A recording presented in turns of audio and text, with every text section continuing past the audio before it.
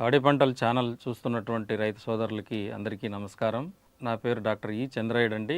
నేను ప్రధాన శాస్త్రవేత్తగా కీటక విభాగం ఆచార్య ఇంజనీరింగ్ వ్యవసాయ విశ్వవిద్యాలయ పరిధిలో ఉన్నటువంటి కృషి విజ్ఞాన కేంద్రం కళ్యాణ్ దుర్గంలో ప్రోగ్రామ్ కోఆర్డినేటర్గా విధులు నిర్వహిస్తున్నాను. ఈరోజు మనం చర్చించుకోబోయేటువంటి అంశం వేరుశెనగలో ఆశించేటువంటి వేరు పురుగులు. ఇసుక నేలల్లో ఈ వేరు పురుగుల యొక్క బిడద అధికంగా ఉంది. అటువంటి సమస్య ఉన్నటువంటి పొలాల్లో వేరుశెనగ కాకుండా ప్రత్యామ్నాయ పంటలు సాగు చేసుకోవాలి. ఆ వేర్లను ఆశించేటువంటి పురుగులు ఏంటివి అంటే వేరు పురుగు. సో వేరు పురుగులతో పాటు ఇంకొక రెండు ఈ పిందెలను అలాగే వేర్లను ఆశించేటువంటి పెంకు పురుగులు, చెదలు కూడా చాలా వరకు ఎక్కడైతే తేలికపాటి నేలలు ఉన్నాయో అక్కడ ఈ చెదల బెడద కూడా అధికంగా ఉంది.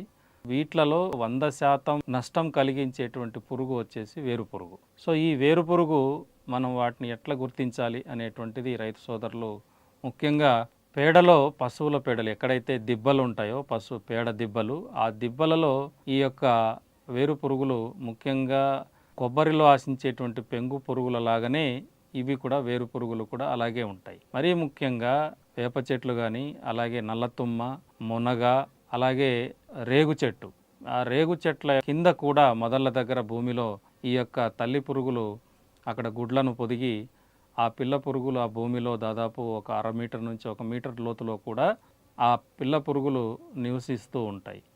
ఎప్పుడైతే వేరుశెనగ విత్తుతారో ఆ మొలకెత్తిన 15 రోజులకే వేరు పురుగు యొక్క పిల్ల పురుగులు బయటికి వచ్చేసి ఆ మొలకెత్తినటువంటి వేరుశెనగ యొక్క వేర్లను ఆశించి కొరికి తినేయటం వల్ల మొత్తం మొక్కలన్నీ ఎండిపోతాయి. ఈ వేరు పురుగు భూమి లోపల 1/2 మీటర్ నుంచి మీటర్ లోతులో కూడా ఉంటుంది. కాబట్టి అటువంటి పొలాల్లో మళ్ళీ ఈ పురుగుకు ఇష్టమైనటువంటి పంటల్ని సాగు చేయకూడదు. వేరుశెనగ కావచ్చు, చెరుకు కావచ్చు, జొన్నలు కావచ్చు, అలాగే సజ్జలు కావచ్చు, ఇలాంటివి సాగు చేయకూడదు. వీటికి ప్రత్యామ్నాయంగా ఇతర పంటల్ని సాగు చేసుకోవాలి. పొలాన్ని బాగా లోతుగా ఎంబీ ప్లవ్తో కానీ లేకపోతే 3 మడకలతో కానీ బాగా లోతుగా ఇరసాలు దున్నేసి 1 వారం 10 రోజుల పాటు ఎండబెడితే ఆ లోపల ఉండేటువంటి ఏదైతే వేరు పురుగుల యొక్క పిల్ల పురుగులు బయటికి వచ్చేసి అవి తిరుగుతూ ఉంటాయి. కాబట్టి పక్షులు మిగతావన్నీ అవి ఏరి తినేసి వాటి యొక్క ఉధృతిని తగ్గిస్తుంది. సో దుక్కి చేసిన తర్వాత విత్తనాల్ని మందు కలుపుకొని విత్తుకోవాలి ఈ వేర్లను నాశించేటువంటి పురుగులు. ఇందులో ముఖ్యంగా పాత మందు ఏదైతే ఇప్పుడు థయోమితాగ్జామ్ అనేటువంటిది, అది 1 మిల్లీలీటరు 1 కేజీ విత్తనానికి పట్టించుకోవచ్చు. లేదు క్లోథయానిడిన్ అని, అది కూడా కొత్త మందండి. సో దీనికి 0.5 గ్రాములు 1 కేజీ విత్తనానికి పట్టించి ఆ వేరుశెనగ విత్తనాలని పొలంలో విత్తుకోవటం వల్ల ఈ వేరు పురుగులు ఏదైతే ఉన్నాయో అవి భూమిలో నివసిస్తూ ఉంటాయి. కాబట్టి ఈ మందు కలిపినటువంటి విత్తనాల యొక్క విష ప్రభావం విత్తనాల్లో 10-15 రోజుల పాటు ఉంటుంది. సో విత్తనాలు మొలకెత్తినటువంటి మొక్కలపైన వేరు పురుగు ఆశించిన ఆ విత్తనాలకు పట్టించినటువంటి మందు ఆ చుట్టుపక్కల వరకు వ్యాప్తి చెందుతుంది. కాబట్టి ఆ వేరు పురుగుల యొక్క పిల్ల పురుగులు దగ్గరికి రావడానికి ఇష్టపడవు. సో ఆ విధంగా దుక్కిలో అంటే విత్తనాలకు మందు పట్టించి విత్తుకోవాలి. తర్వాత దుక్కిలో కూడా ఈ పురుగు మందుల్ని వేసుకోవాలి. ఎందుకంటే రైతు సోదరులు కొన్ని సందర్భాల్లో పశువుల ఎరువు, ఈ కోళ్ల పెంట ఇట్లాంటి ఎరువులు పొలానికి వాడుతారు. కాబట్టి ఆ ఉపయోగించినటువంటి ఆ యొక్క ఎరువుల ద్వారా కూడా వేరు పురుగు పొలంలోకి వ్యాప్తి చెందేటువంటి అవకాశాలు ఉంటాయి. దుక్కిలో కార్బోఫిరాన్ అనేటువంటి గుళికల్ని ఎకరాకి 8 కిలోలు దుక్కిలో ఇసుకతో కలిపి విత్తనాలు వేసేటువంటి ముందు వెదజల్లుకోవాలి.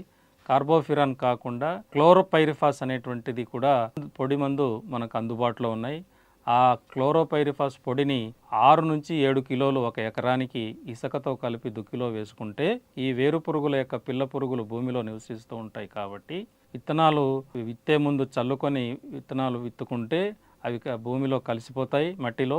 సో అప్పుడు ఆ పురుగులు ఏదైతే లోపల ఉన్నాయో ఆ పురుగు మందుల యొక్క విష ప్రభావానికి గురై చనిపోతాయి.